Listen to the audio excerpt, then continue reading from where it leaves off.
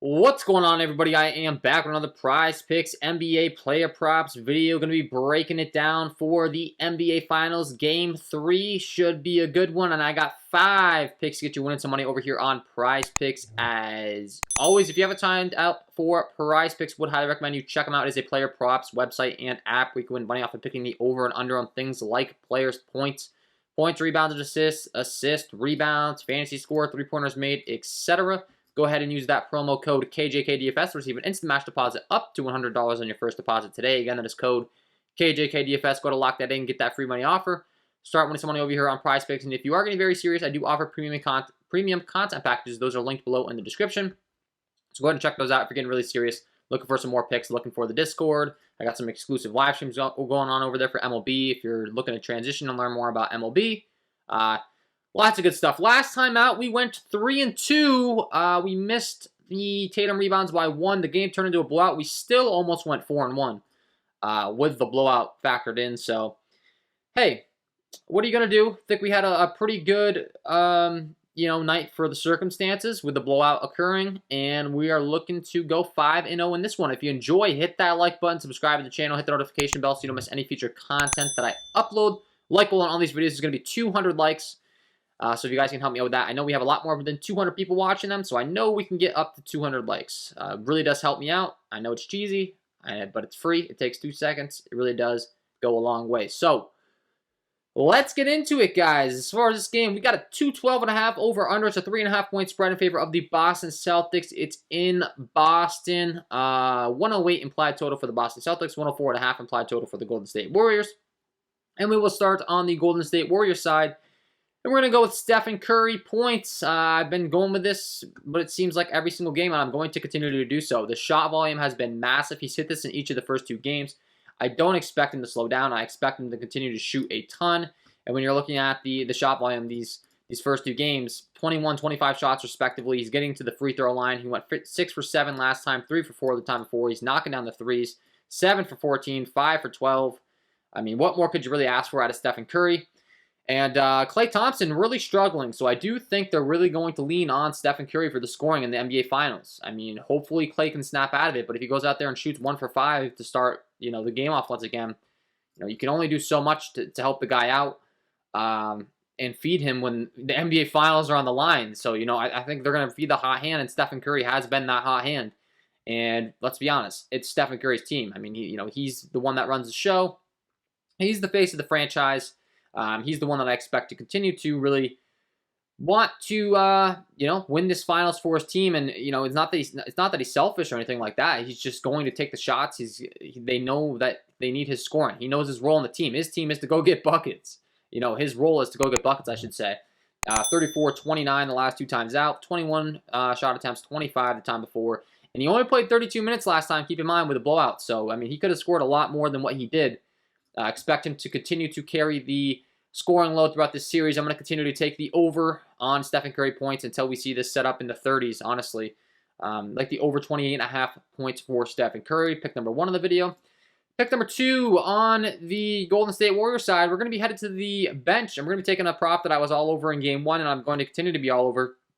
Speaking of the scoring struggles for Klay Thompson, Jordan Poole off the bench. He's the 6th man. They lean on him to get buckets.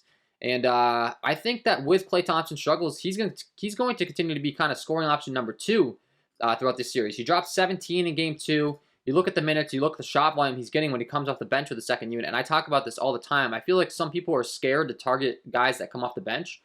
Sometimes it can be better to target them because they're coming off the bench with the second unit. They don't have to deal with all of the starting guys in the rotation. And they get a boosted amount of shots or usage, whatever their role is. And Jordan Poole's role is once again to get buckets. And when Klay Thompson's struggling, I think they're going to rely on him. I wouldn't be surprised to see them have him run an extended run if needed. If for some reason Klay's struggling and they really need some buckets, it's going to become the Jordan Poole and Stephen Curry show offensively. So I'm going to continue to target Jordan Poole's scoring. He went 6 for 14 from the field last time out, 5 for 9 from 3. I mean, that's what he's capable of. He can get hot real quick, 17 points. And we don't even need 17 out of him. We only need 14. Obviously, we'll take it. We'll take 20 plus or whatever he wants to give us as long as we hit the over. But I like the over 13.5 points here for Jordan Poole. Pick number 2 on the video, coming off the bench with that second unit. We talked about Klay Thompson's shooting struggles. maybe Clay has a big game, but it just doesn't seem to look that way until Game 6. Game 6 Clay. I don't know if you guys saw that, but I mean, it just seems to be the case right now. So I think that the Jordan Poole and Stephen Curry are going to be carrying the scoring load for the most part. I like the over 13.5 points for Jordan Poole. Pick number 2 in the video. Pick number 3, 4, and 5. We're going to be heading on over to the Boston Celtics side of things. And we're going to be talking about Jason Tatum first, and we're once again going to be going with his rebounds. We got bit on this last time with the game turning to a blowout. He only got a 6. We needed that 7th. But I'm going right back to the well here. The Boston Celtics have shown in their rotation that they're going to run out Robert Williams for limited minutes. Knee injury, he's been dealing with it. He's banged up a little bit. He played 24 minutes in Game 1 and then only 14 minutes last time out. And with the short run and with the Golden State Warriors showing their willingness to go to the small ball lineup as they always have, I think that's going to open up some opportunities for Jason Tatum rebounds. His line's only set at 6.5, and then when you go over to the player rebounds chances as far as how many he's getting per game, let's see. You can see Jason Tatum, he's getting 11 rebound chances per game, and I have this sorted by the last, I'm sorry, this is throughout the entire playoffs. If we go to the last 2 games, I should say, the first 2 games of the series, and we look for Jason Tatum here, just want to see as far as how many rebounds he's getting per game in these first 2 games of the series. 10 rebound chances. Okay, so right around the same. 10 rebound chances per game. Once again, one of those games did turn into a blowout as far as the minutes that he played last game and how shortened his run was. He only played 34 minutes compared to what he typically plays 40 plus. So even then, I would say those rebound chances numbers are a little bit low. I expect him to continue to get a bunch more with Robert Williams running shortened minutes. Actually, that's going to free up some wing rebounding opportunities, and I think Tatum swoops in and takes a lot of those rebounding chances. So I like the over 6.5 rebounds for Jason Tatum. And speaking of those rebounding chances, it doesn't stop there because I like Al Horford as well. I think Tatum and Al Horford really command the boards for the Celtics team with Robert Williams running that short run. They're going to run Derek Williams a lot more minutes as they've been showing. And that's going to open up rebounding opportunities. And so I'm going to be targeting the over 8.5 rebounds for Al Horford as well. Hasn't gotten there the last 2 times out. I'm not going to let that deter me. When you look at the rebounding chances for Al Horford, I mean, it's been a lot of rebounding chances. Now we have it sorted by the last 2 games. As far as that's concerned, 13 rebound chances per game the last 2 games. And then when you go with the entire playoffs, Al Horford's playing a lot of minutes. He's averaging 16 rebound chances per game.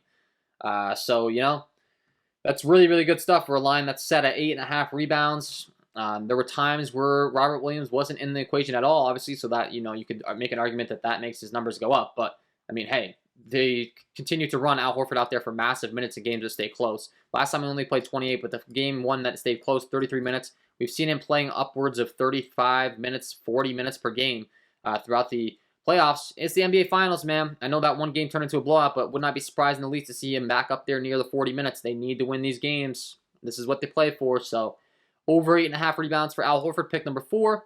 And pick number 5, just talked about him. Derek White off the bench. They continue to run him massive minutes. He continues to get lots of shot volume, similar to Jordan Poole.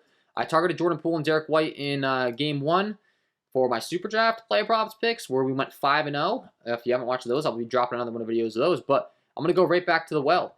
I like the over 11.5 points for Derek White. Once again, similar to Jordan Poole. They're relying on him to come off the bench and be the scoring punch that they need when they need some buckets. I mean, you look at his game logs, has really taken on a bigger role with this team. He's played 30 and 32 minutes, shot 11 and 13 times the last 2 times out, 5 for 8 from 3, 2 for 4 from 3, 4 for 4 from the free throw line, 2 for 2. He put up 12 points last time, 21 points the time before.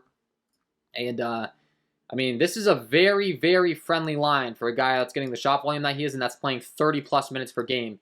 You don't typically get as talented of a scorer as Derek White at an 11.5-point line when he's playing 30 minutes per game. So, pick number 5, I will gladly take the over on Derek White points, and that is going to be my 5 picks to get you winning some money for this NBA Finals Game 3, guys. Hopefully you enjoyed. If you did, hit that like button, subscribe to the channel, hit the notification bell so you don't miss any future content that I upload. You can check out the premium content packages, and if you haven't checked out Prizepicks, check them out today. Use that promo code KJK DFS to receive an instant match deposit up to $100 on your first deposit today. Wishing you guys all the best of luck on your player props tonight, and we will see you in the next one.